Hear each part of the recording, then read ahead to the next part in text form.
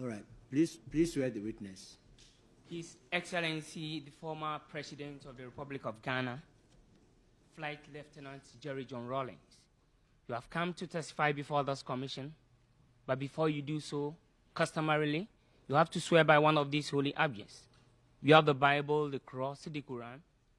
On the other hand, you can affirm in a manner that binds on your conscience. Please, which of these would you like to use? Can I use all three? No, sir.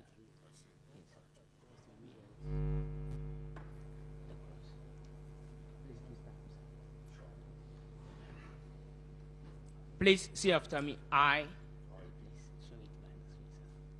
Your full name, sir. Swear by the Almighty God that the evidence I shall give before this commission shall be the truth, the whole truth, nothing but the truth. So help me God. Thank you, sir. Please, may I back your chair forward?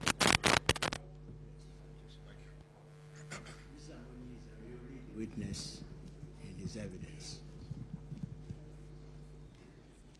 Sir, please give your full name to the commission. Where do you live? At the ridge. What work are you doing currently? I'm unemployed.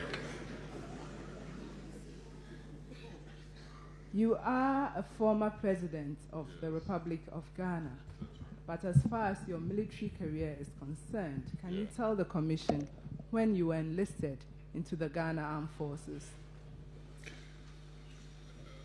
A year after I left school, I guess that could have been in 67 or, wait a minute, 62, 65, and 7. I guess I must have been enlisted in 67.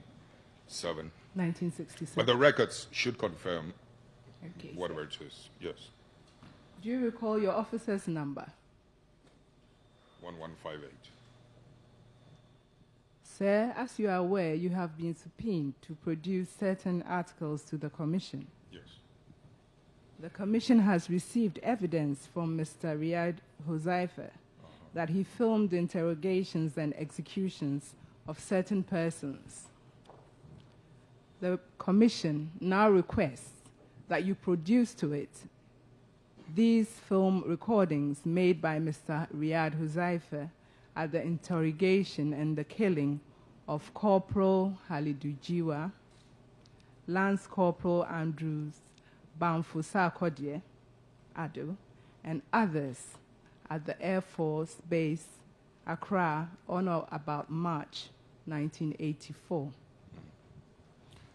If that was his claim, the closest I came to seeing anything near to what you're describing was an interrogation of one of the dissident groups. Prior to that was when some of them were brought from the Brong half of Sunyani region, offloaded. Then there was a Malik on the floor. I'm talking about the tape. And the next scene was, what you call it? Sir, it's, Yes. the commission is asking that you produce it if you have it in your custody. I'm and trying then to tell you that I don't have it. you don't have it. What I'm telling you, what I know about it, I have seen excerpts of it, but I cannot produce it. It could either be with late Warrant Officer W. Tete, between him and the security apparatus, or broadcasting, I don't know. Sir, kindly go ahead and tell us Yes, what I saw. what you saw. Yes. It was mainly it must have been an interrogation of one of the dissident groups. And I watched a strip for about 3 to 4, 5 minutes about plots and plans and who, where, who landed what, and who provided what kind of equipments, etc. But I was a little too busy, so I switched it off and told the late Warrant Officer Tete, please, I think I've had enough of it. Could you please close it up? Sir, can you tell the Commission who authorized the filming of these interrogations and killings? It could have been anyone, but I know I was one of the key figures in authorizing, what's his name, Mr. Huzaife, because in those days we didn't have enough machinery within the Broadcasting Corporation to film activities that were going on around the countryside.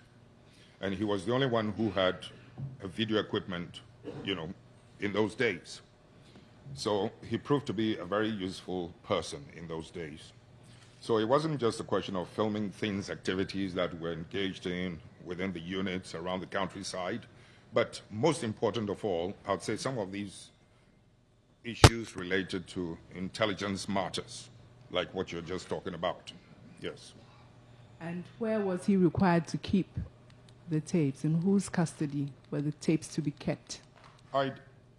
Some of them I know, those I think probably having to do with the social and the developmental sector of activities, no doubt ended up with the Broadcasting Corporation, some of which were actually used.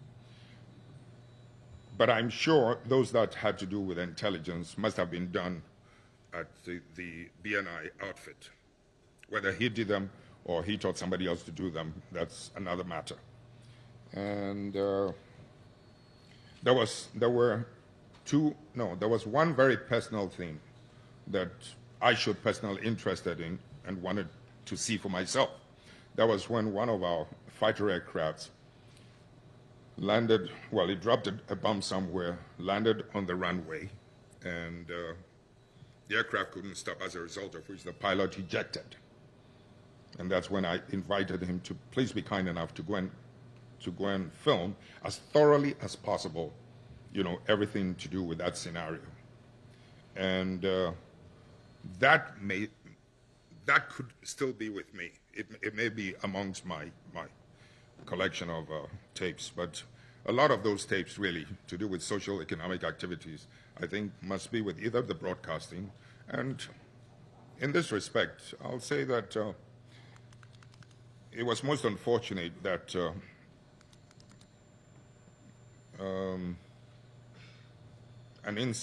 a fire incident occurred at the broadcasting at a certain period of time, and that was the second time. Whatever interpretations you want to put on it, if we want to analyze it, that's another issue we can talk about. Yeah. And so you haven't stated specifically, you believe it may be with the BNI or with RSM Tete or with the GBC? Late RSM Tete. With the late? Yes. You believe it's in his custody? Yeah, if you're talking about the one that Mr. Huzaife mentioned. Yes. And I believe that's something to do with the alleged Air Force Station interrogation, right? Yes, sir. Yes. And I presume so, because an aircraft landed, etc.